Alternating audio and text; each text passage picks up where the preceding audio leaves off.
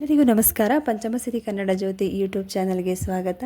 ನಾನು ಇಂದಿನ ದಿವಸನೇ ಒಂದು ಲೋಟದಷ್ಟು ಅಂದರೆ ಟೀ ಲೋಟದಷ್ಟು ಉದ್ದಿನಬೇಳೆ, 1 ಸ್ಪೂನಷ್ಟು ಮೆಂತ್ಯನ ತೊಗೊಂಡಿದ್ದೀನಿ, ದೊಡ್ಡ ಸ್ಪೂನು.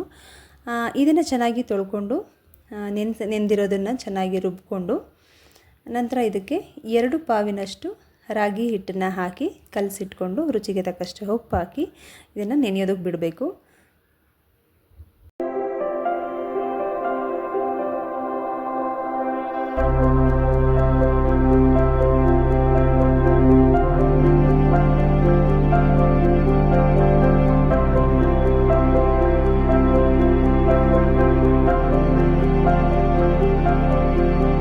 ನಮಸ್ಕಾರ.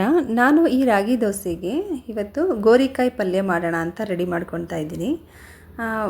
ತುರಿದಿರುವಂಥ 1 ಬಟ್ಲಷ್ಟು ಅಂದರೆ ಅರ್ಧ ಹೋಳು ತೆಂಗಿನ ತುರಿನ ಕಟ್ ಮಾಡಿ ಜಾರಿಗೆ ಹಾಕ್ಕೊತಾ ಇದ್ದೀನಿ. ನಂತರ ಇದಕ್ಕೆ ಟೊಮೊಟೊ, ಈರುಳ್ಳಿ, ಕೊತ್ತಂಬರಿ ಸೊಪ್ಪು ಮತ್ತು ಇದಕ್ಕೆ 3 ಸ್ಪೂನಷ್ಟು ಸಾಂಬಾರು ಪುಡಿ ಹಾಕ್ಕೊತಾ ಇದ್ದೀನಿ.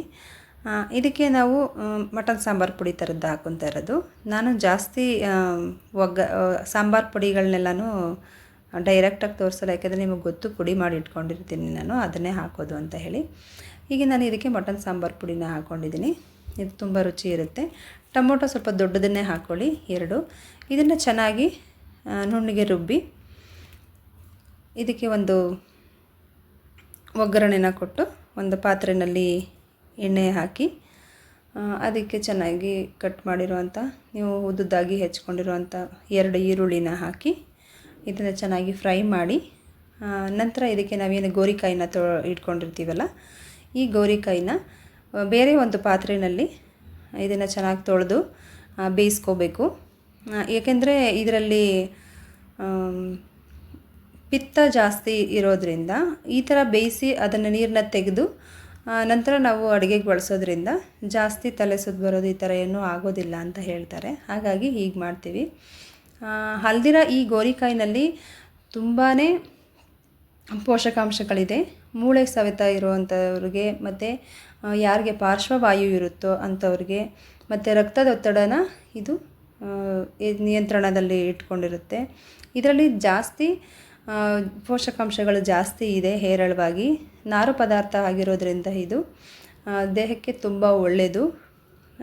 ನಮ್ಮ ಹಾರ್ಟ್ ಬೀಟ್ನ ಇದು ತುಂಬ ಚೆನ್ನಾಗಿ ಏನು ಹೇಳ್ತೀವಿ ನಾವು, ರಕ್ತದಲ್ಲಿ ಶುದ್ಧಿ ಮಾಡೋದು ಅಂತ ಹೇಳ್ತಾರಲ್ಲ, ಹಾಗೆ ಇದು ತುಂಬ ಶುದ್ಧಿ ಮಾಡುತ್ತೆ. ಮತ್ತು ನಮ್ಮ ಹೊಟ್ಟೆನಲ್ಲಿ ಏನು ಮಕ್ಕಳು ಬೇಡದೇ ಇರೋದೆಲ್ಲ ತಿಂದು ಹೊಟ್ಟೆ ಕೆಟ್ಟಿರುತ್ತೆ ಅಂತ ಹೇಳ್ತಿರಲ್ಲ, ದೊಡ್ಡವ್ರಿಗಾದರೂ ಅಷ್ಟೇ ಮಕ್ಳಿಗಾದರೂ ಅಷ್ಟೇ ಹೊಟ್ಟೆ ಕೆಟ್ಟಿರೋದನ್ನು ಇದನ್ನು ತಿಂದರೆ ಒಳ್ಳೆಯದು. ಇದನ್ನು ಸಲಾಡ್ ಥರ ಮಾಡ್ಕೊಂಡು ತಿನ್ಬೋದು, ಜ್ಯೂಸ್ ಥರ ಮಾಡ್ಕೊಂಡು ಕುಡಿಬೋದು. ಈ ಏನು ನಾವು ಹೇಳ್ತೀವೋ ಗೋರಿಕಾಯಿ, ಇದನ್ನು ಜವಳಿಕಾಯಿ ಅಂತಲೂ ಹೇಳ್ತಾರೆ. ಇದು ದೇಹಕ್ಕೆ ತುಂಬಾ ಒಳ್ಳೆಯದು. ಹಾಗಾಗಿ ಈ ರೀತಿ ಒಂದು ಸಾಂಬಾರು ಅಥವಾ ಗೊಜ್ಜು ಮಾಡಿಕೊಂಡು ಈ ದೋಸೆ ಜೊತೆಲಿ ತಿಂದರೆ ಇದಕ್ಕೆ ಒಳ್ಳೆ ಕಾಂಬಿನೇಷನು. ರಾಗಿ ದೋಸೆ ಆಗಿರ್ಬೋದು ಅಥವಾ ಅಕ್ಕಿ ದೋಸೆ ಆಗಿರ್ಬೋದು, ಇದಕ್ಕೆ ತುಂಬಾ ಕಾಂಬಿನೇಷನ್ ಆಗಿರುತ್ತೆ ಇದು, ಈ ಥರ ಸಾಂಬಾರು. ಅಲ್ದಿರ ಮಕ್ಕಳಿಗೆ ಈ ದೋಸೆಗೆ ಬರೀ ಕಪ್ಪು ಕಾಣಿಸುತ್ತೆ ಅಂತ ಅಂದ್ಕೊಳ್ತಾರೆ ರಾಗಿ ದೋಸೆ ಅಂದ ತಕ್ಷಣ. ಆಗೇನು ಮಾಡಬೇಕು, ಈ ರೀತಿ ಈರುಳ್ಳಿ, ಕೊತ್ತಂಬರಿ ಸೊಪ್ಪು ಮತ್ತು ಕ್ಯಾರೆಟನ್ನು ತುರಿದು ಹಾಕಿ ಈ ರೀತಿ ಒಂದು ರುಚಿಯಾಗಿ ಮಾಡಿಕೊಟ್ರೆ ಮಕ್ಕಳು ಕಪ್ಪಗಿದ್ರೂ ಕಲರ್ಫುಲ್ಲಾಗಿ ಕಾಣಿಸುತ್ತೆ ಅಂತ ಹೇಳಿ ತುಂಬಾ ಇಷ್ಟಪಟ್ಟು ತಿಂತಾರೆ. ಹೆಚ್ಚು ಮಕ್ಕಳಿಗೆ ಹೇಗೆ ಇಷ್ಟ ಆಗುತ್ತೆ, ಅದರಲ್ಲೂ ಏನು ಆರೋಗ್ಯಕರವಾದ ಅಡುಗೆಗಳಿರುತ್ತೆ ಅಂತ ಹೇಳಿ ನೋಡಿಕೊಂಡು ನಾವು ಮಕ್ಕಳಿಗೆ ಊಟೋದಕ್ಕೆ ಕೊಡಬೇಕು.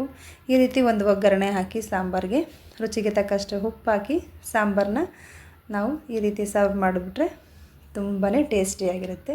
ನೀವು ನೋಡ್ತಾ ಇದ್ದೀರಲ್ಲ ಎಷ್ಟು ಕಲರ್ಫುಲ್ ಆಗಿದೆ. ಇಷ್ಟು ಚೆನ್ನಾಗಿ ಮಾಡಿಕೊಟ್ರೆ ಮಕ್ಕಳು ತಿಂದೇ ಇರ್ತಾರೆ, ಖಂಡಿತ ತಿಂತಾರೆ. ನನ್ನ ಮಗನೂ ಕೂಡ ದೋಸೆ ಅಂದರೆ ಕಪ್ಪು ಕಲರ್ದು ಅದು ದೋಸೆ ತಿನ್ನಲ್ಲ ಅಂದರೆ, ಯಾವುದನ್ನು ತಿನ್ನಲ್ಲ ಅಂತ ಅಂತಾರೋ ಮಕ್ಕಳು ಅದನ್ನು ತಿನ್ನೋ ಹಾಗೆ ನಾವು ಅಟ್ರಾಕ್ಟಿವ್ ಆಗಿ ಮಾಡಿಕೊಡ್ಬೇಕು. ಹಾಗೆ ಮಕ್ಳಿಗೆ ಆರೋಗ್ಯಕ್ಕೂ ಒಳ್ಳೆಯದು ಮತ್ತು ನಮಗೂ ಒಂದು ಮಕ್ಕಳು ತಿಂದರು ಅನ್ನೋದೊಂದು ಸಮಾಧಾನವೂ ಇರುತ್ತೆ. ಇವತ್ತಿನ ಟಿಫನ್ ಬಾಕ್ಸ್ ಹೀಗಿತ್ತು. ನೀವು ಕೂಡ ಹೀಗೆ ನಿಮ್ಮ ಮಕ್ಕಳಿಗೆ ಟಿಫನ್ ಬಾಕ್ಸ್ನ ಮಾಡಿ ಆರೋಗ್ಯಕರವಾದ ಅಡುಗೆಗಳನ್ನೇ ತಿಂಡಿಗಳನ್ನೇ ಮಾಡಿಕೊಡಿ ಅಂತ ಹೇಳ್ತಾ ಇವತ್ತಿನ ಲಾಗ್ನ ನಾನು ಈ ರೀತಿ ಮುಗಿಸ್ತಾ ಇದ್ದೀನಿ. ಹೇಗಿದೆ ಅಂತ ನೀವು ಕಮೆಂಟ್ ಮಾಡಿ ತಿಳಿಸಿ. ಇಂದಿನ ವೀಡಿಯೋಸ್ಗಳೆಲ್ಲ ಹೇಗಿದೆ, ಇದು ಇಷ್ಟ ಆಗ್ತಾ ಇದೆಯಾ ನಿಮಗೆ? ಇನ್ನೂ ಯಾವ ರೀತಿ ನಾನು ಹೇಳ್ಬೋದಿತ್ತು, ಹೇಗೆ ಮಾಡ್ಬೋದಿತ್ತು ಅಂತ ಹೇಳಿ ಕಮೆಂಟ್ ಸೆಕ್ಷನಲ್ಲಿ ಕಮೆಂಟ್ ಮಾಡಿ ತಿಳಿಸಿ. ಹೆಚ್ಚು ಸಬ್ಸ್ಕ್ರೈಬ್ ಆಗಿ ಅಂತ ಹೇಳ್ತಾ, ಲೈಕ್ ಮಾಡಿ, ಶೇರ್ ಮಾಡಿ, ಕಮೆಂಟ್ ಮಾಡಿ, ಹೆಚ್ಚು ಹೆಚ್ಚು ವೀಡಿಯೋಸ್ಗಳನ್ನ ನೋಡ್ತಾಯಿರಿ. ಧನ್ಯವಾದಗಳು. ನಮಸ್ಕಾರ.